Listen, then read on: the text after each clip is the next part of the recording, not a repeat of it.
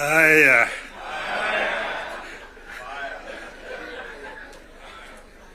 Mr. President,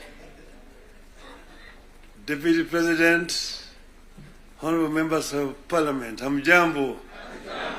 Hamjambo tena. Hey, I think I see almost a full house. Senators and members of the National Assembly. Thank you very much. I'm very happy to be here this morning to see you. I want to say that I'm charged, but I'm not scared.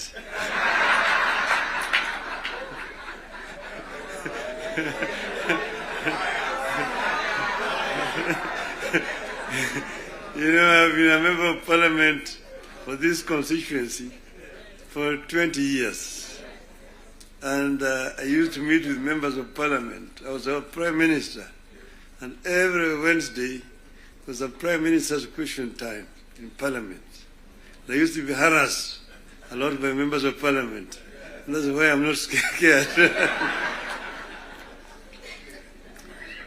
But let me begin to say that none of us thought a day would come when protagonists just a year ago would get together to chart a joint way forward for this country.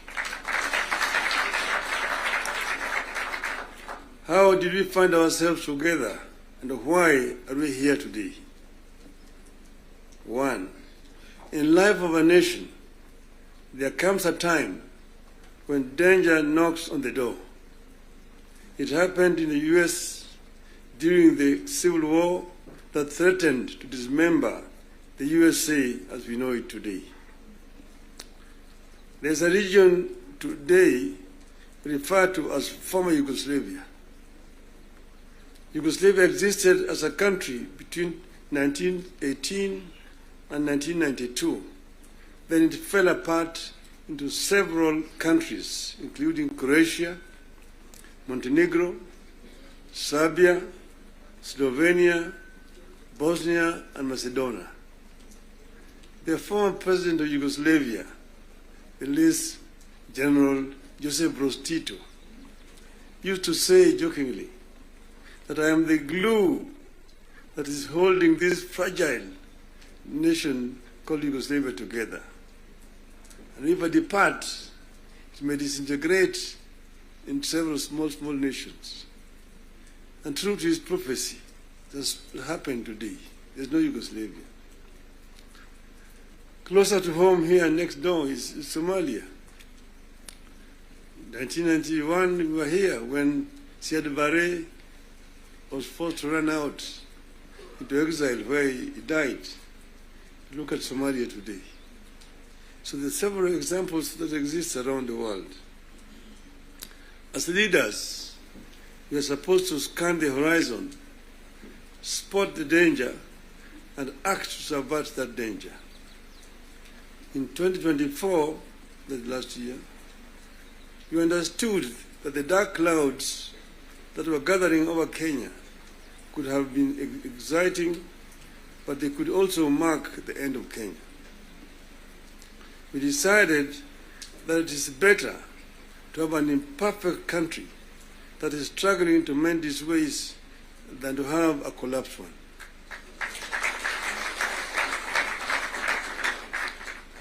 We came together to create an environment in which we can discuss our issues and differences as people of one nation. As you know, and as you know here, there are countries that cannot discuss their issues at home. In my life, I've attended many meetings in London, Paris, Istanbul, Washington, name it, where African leaders are ferried to foreign capitals from their own collapsing countries to discuss issues they cannot discuss at home. We go together to spare Kenyan that shame.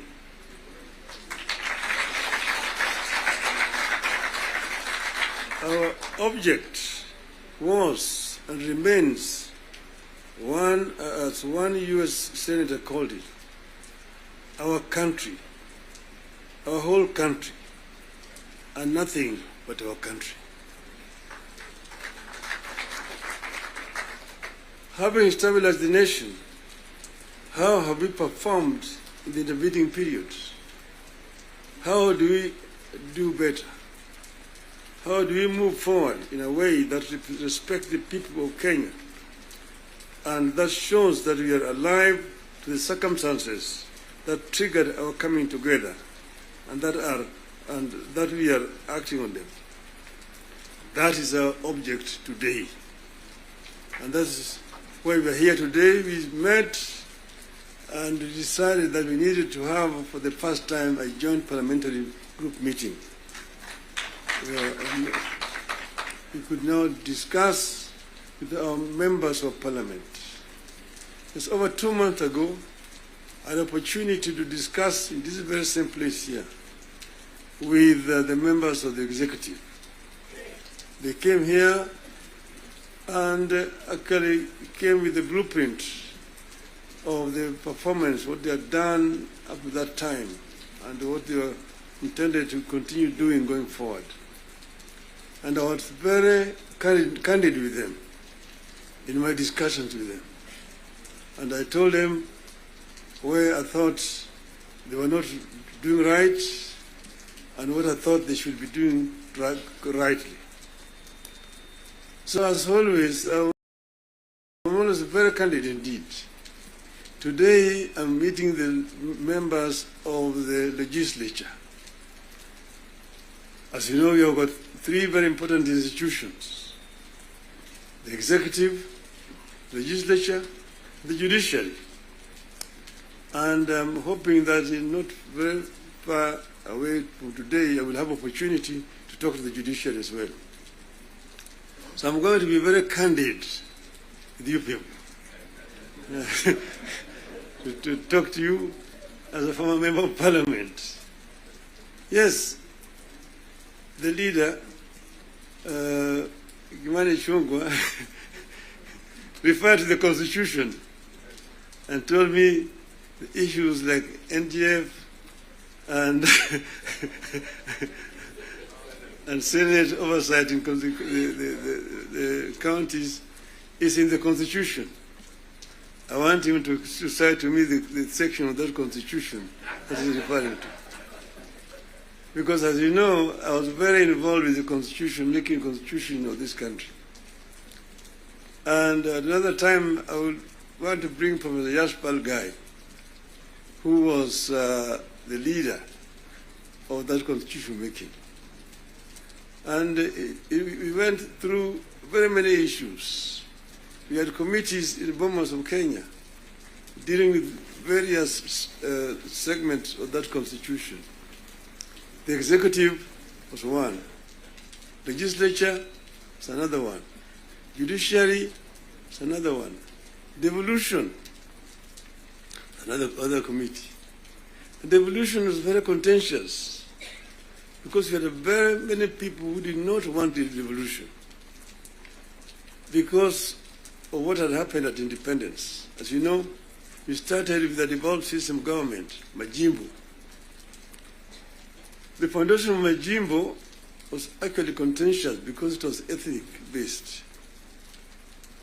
The colonialists and the settlers had actually instilled fear in the people that all the bigger communities, the bigger tribes at that time, the Luos and the Kikuyus, will lord it over the smaller tribes.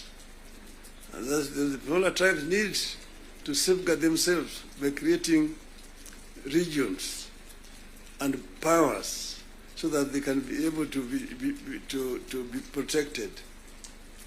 That was the basis of Majimbo. And it was a very lengthy discussion at Lancaster House. So KANU accepted Majimbo in London, but with the understanding that they would change it after the independence. So after independence, KANU actually started to frustrate Majimbo by not remitting funds to the regional government. I want to refer you to the Hansard in the Bunge. There's a motion that was moved by the then leader of opposition at that time, the late Ronald Ngala, of censorship of the Prime Minister, Mr. Jomo Kenyatta, because he had refused to release funds to the regional governments. You need to read that debate. Ngala moved it. It was seconded by Masini Muliro, who was the deputy leader of the opposition. And then KANU, of course, responded. First Jaramogi, Oginga Odinga, and then Tom Mboya responded to that motion. The motion was defeated, but that debate actually is very historical.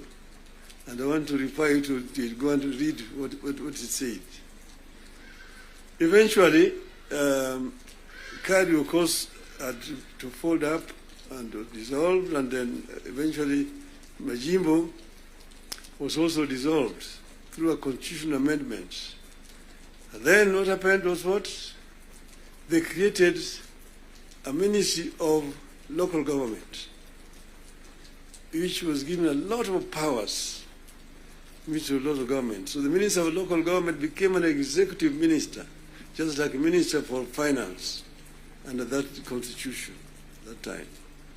And now they were county councils down there that we capped 265. But then they could not do anything without the authority in writing from the Minister of Local Government. So we had all these documents when we were there at Bomas. But then we said we wanted to give more autonomy to the counties so that service delivery could be better improved. We came up with regions at Bomas of Kenya. But there are people who really opposed devolution. The chairman of devolution in Bomas was called Dr. Odhiambo. He addressed the audience at Bomas, and by the time he finished talking, everybody said that man should be the chairman of that committee, and became the chairman of the committee. And he conducted the matter so well and so effectively that he became a marked person. What did they do to him? In broad daylight, around 11 o'clock, on Ngong Road there, off Ngong Road, in his residence, they sent assassins. And in the presence of his children, they shot him and killed him. The assassins of Mumbai were arrested. Eventually, they were released. So I just want you to know that the revolution has got very many people and very powerful people in this country today. Then, after that, of course, you know that ODM is a product of constitution making. And one of the founding members of ODM is sitting here with you. The other one is the former president, who is a member, and quite a number. We are going to have the 20 years of ODM in October, and all the founding members are going to be invited.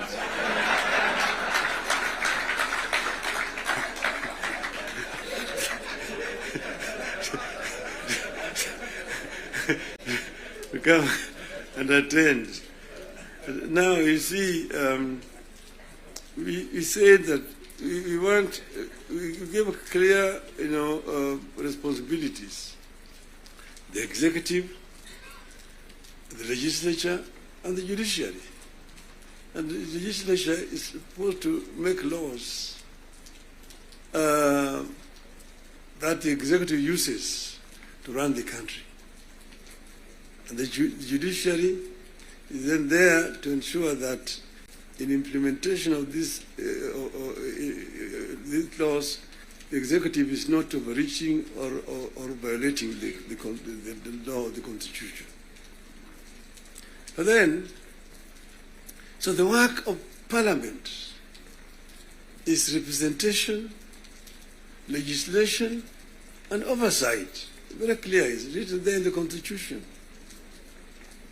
Parliament is not supposed to be implementing. Parliament is supposed to be oversighting. It's not oversighting. And secondly, there is only two levels of devolution. National and one level, county. Constituency is not an element of devolution. Devolution remains at the county. Down there, the constituency, the county government does implementation of the projects. I'm saying, correct.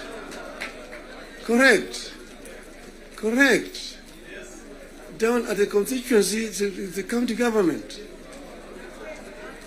By the national government is supposed to do national projects, and we go down there. And there are functions which are clearly been assigned. Functions which have been clearly been assigned to the national government. I will tell you, your legislatures, and a very famous English politician said that I may not agree with what you have to say, but I shall not defend unto death your right to say it. So listen to me. Let me say it. And then you'll have a chance to come and respond. So I'm telling you, I know that sometimes the truth is very bitter. I was there, and we discussed with the Karue when he was moving around to bring the CDF. The CDF was brought because of circumstances that were prevailing at that time. In those days, with a centralized system of government, there were very little resources which are going down to the counties. And that's the reason why the Harambee became the major ways of mobilizing resources. Sometimes you find nearly 100 cards in your desk for Harambees here and there. Whenever the president moved around, you'll go around to counties, to the districts. And then we'll be addressing people. People will come up to tell them their problems. Mtukufu Rais, hapa kwetu barabara ni mbaya sana, haipitiki. Mvua ikinyesha kuna matope, barabara haipitiki. Mtukufu Rais, hapa kwetu shule yetu hapa, juzi mvua ilinyesha na upepo kaja katoa paa. Watoto sasa wanasoma chini ya mti hapa. Mtukufu Rais, hapa kwetu hakuna maji. Mtukufu Rais, hatuna stima na kadhalika. When it's time to respond, to say, nyinyi mnasema barabara ni mbaya, mnasema hospitali hakuna dawa, mnasema upepo imechukua paa ya nyumba. Mjumbe wenu anafanya nini? Yeye anapiga tu kelele kule kwa bunge. Anapiga tu kelele kwa bunge, hajali mambo ya maendeleo kwake. Kwa hiyo mimi nitatumia mtu kuja kufanya harambee. Lakini leo mimi nitatoa pesa ya kujenga hiyo shule. Ambayo kujenga hiyo nyumba. Nitatoa pesa na kadhalika. That was the end of it. So the MP was the one who was being blamed for the failure of the national government to do certain things in their constituency. And that's the reason why we came up with the idea of CDF. That was that time. Exactly that was that time. But then the constituency is now falls under the devolved government, which is being led by the governors. So constituency is not a devolved unit. And members of parliament themselves should not be involved in development because there's supposed to be oversighting. There's supposed to be oversighting. If you have yourself being involved in construction of roads, building of schools, hospitals, who is going to oversight you? Who is oversighting you? So, Mr. President, I hold very clearly that these MPs know that they should not have any business in trying to implement projects in their constituency. Implementation of projects should be left to the county government. Secondly, the oversight, the national parliament oversight the national government, whether it is the National Assembly or the Senate. Oversighting of governance, the responsibility of MCAs, members of the county assembly, not the senators. It's not the responsibility of the Senate to oversight. Senate wasting time of governors to come and answer questions about roads in the counties. And thirdly, the issue of extortion. The issues of extortion. The issues of extortion. Majority Leader, you talked of, you did not talk of extortion, you talked of lobbying. Lobbying is okay. In the US, you've got lobby firms which are formed to lobby the members of the Congress. They come to lobby, they're known, they're officially registered as lobbyists. They come to lobby the members of parliament. But lobbying is a different thing from extortion. From extortion. That you have a member, every committee has got a member who is how do you call it?